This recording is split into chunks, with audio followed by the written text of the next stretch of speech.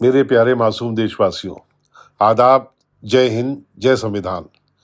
दोस्तों आइए आज हम लोग इतिहास की वादियों में उतरते हैं और अपने प्यारे रंग बिरंगे गुलदस्ते यानी प्यारे वतन भारत का असली नाम, जो हजारों लाखों सदियों के पहाड़ तले दब गया था, ढूंढ निकालते हैं और अपनी पुरानी पहचान को तलाश करते हैं। गुजरी सदियों की चट्टानें दोस्तों चीख चीख कर एक ही नाम सुनाती हैं, वो है जम्बूद्वीप। ये जमाना सम्राट अशोक का जमाना था, king Ashoka the greatest.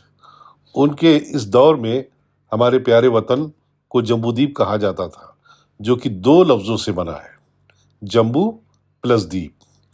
Jambu के मायने है जामुन या फलेंदा, और इंग्लिश में इसे ब्लैक प्लम कहा जाता है।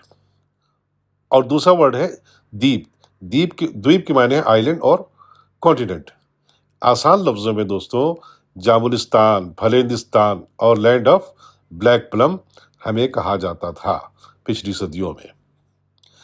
अब जरा गहराई से थोड़ा और ऊपर आते हैं तो एक नए नाम से रूबरू होते हैं। अल्लाह आपको लंबी जिंदगी दे। वो नाम है तियांजू, जिसके मायने है हेवनली लैंड और हेवनली किंगडम। ये चाइनीज जबान का लफ्ज है। हम भारतीय वासियों को हमारे पड़ोसी चाइनीज भाई हमें प्यार से जन्नत के नाम से पुकारा करते थे। उनको हम सबों की तरफ से लाखों लाखों सलाम। ठीक इसी तरह जापानीज भाई हमारे देश को तिनजुकी बुलाया करते थे, जिसके मायने है सेंटर ऑफ हेवन यानी जन्नत का मरकज या स्वर्ण केंद्र। चलिए, यहाँ तक तो हो गया। अब जरा और नीचे से ऊपर की तरफ चलते हैं और देखते हैं कि यहाँ क्या नामुदार होता है।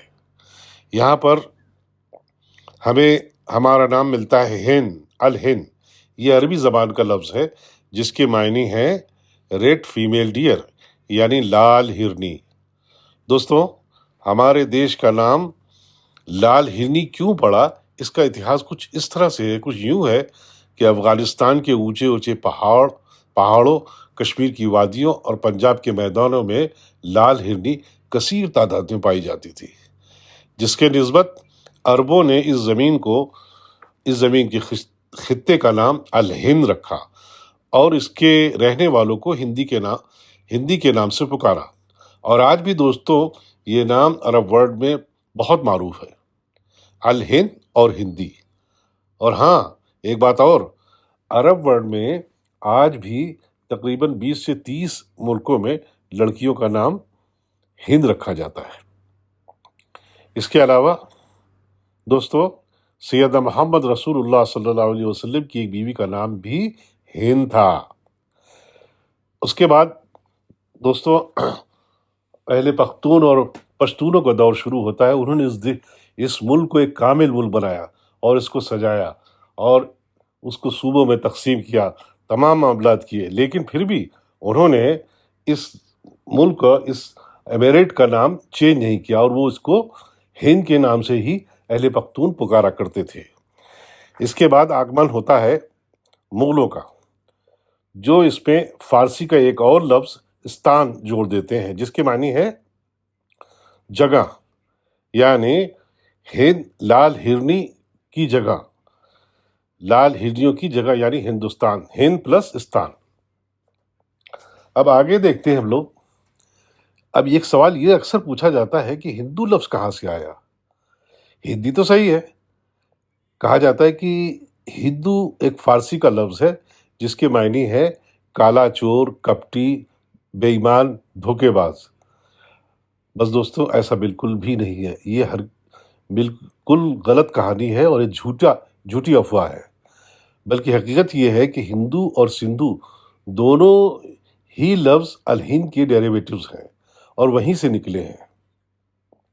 इस हिंद लफ्ज को 150 साल पहले तोड़ मरोड़ कर हिंदू और उसके आगे हिंदुइज्म के नाम से पेश किया गया, जिसका किसी भी धर्म और मजहब से कोई ताल्लुक है ही नहीं।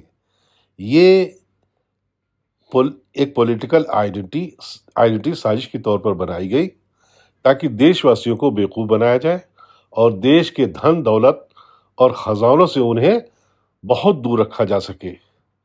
ٹھیک اسی طرح مسلمانوں کو الپسنکھیک کہا گیا، یعنی کم تعداد والے، جبکہ مسلمانوں کی تعداد سب سے زیادہ ہے اگر قوموں کی تعداد کا صحیح موازنہ کیا جائے۔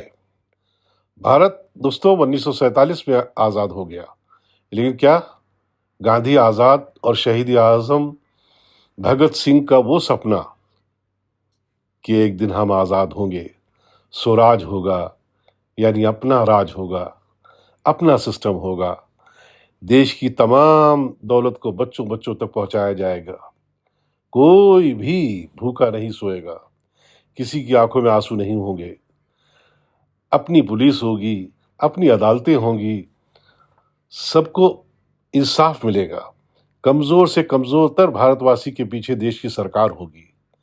کیا یہ سپنا ہمارے بزرگوں کا پورا ہوا؟ اے میرے دیش کے لوگوں، شہید اعظم کے بہتے ہوئے آنسو دیکھو، اپنے آزادی کے متوالوں کی کراہتی درد بھری آواز سنو، ایک ہی بات سمجھ میں آئے گی، ایک ہی بات سنائی دے گی، منزل ابھی باقی ہے، منزل ابھی باقی ہے۔ غلطی کیا ہوئی دوستوں؟ انگریزوں کے چلے جانے کے بعد انگریزوں کے دھوبی، ان کے بھنگی اور ان کے منشی بڑے بابو وغیرہ، جن کو نیکر اور ہاف پینٹ پہنائی تھی اور انگلش سکھائی تھی، حکومت میں آ بیٹھے۔ راج ویسا ہی رہا، راج ویسا ہی رہا، سوراج کہیں دور پیچھے چھٹ گیا۔ آئیے شہید اعظم بابا صاحب گاندھی آزاد کے سپنے کو پورا کرنے کا وعدہ کریں اور اس کے لیے جستجو کریں۔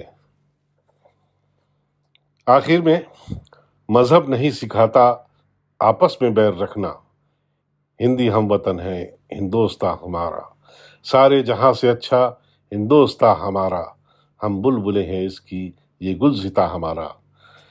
چلتے چلتے آواز دو، ہند ہندی ہندوستان، ہند ہندی ہندوستان۔ اچھا، پھر ملیں گے، اللہ حافظ، بائے بائے۔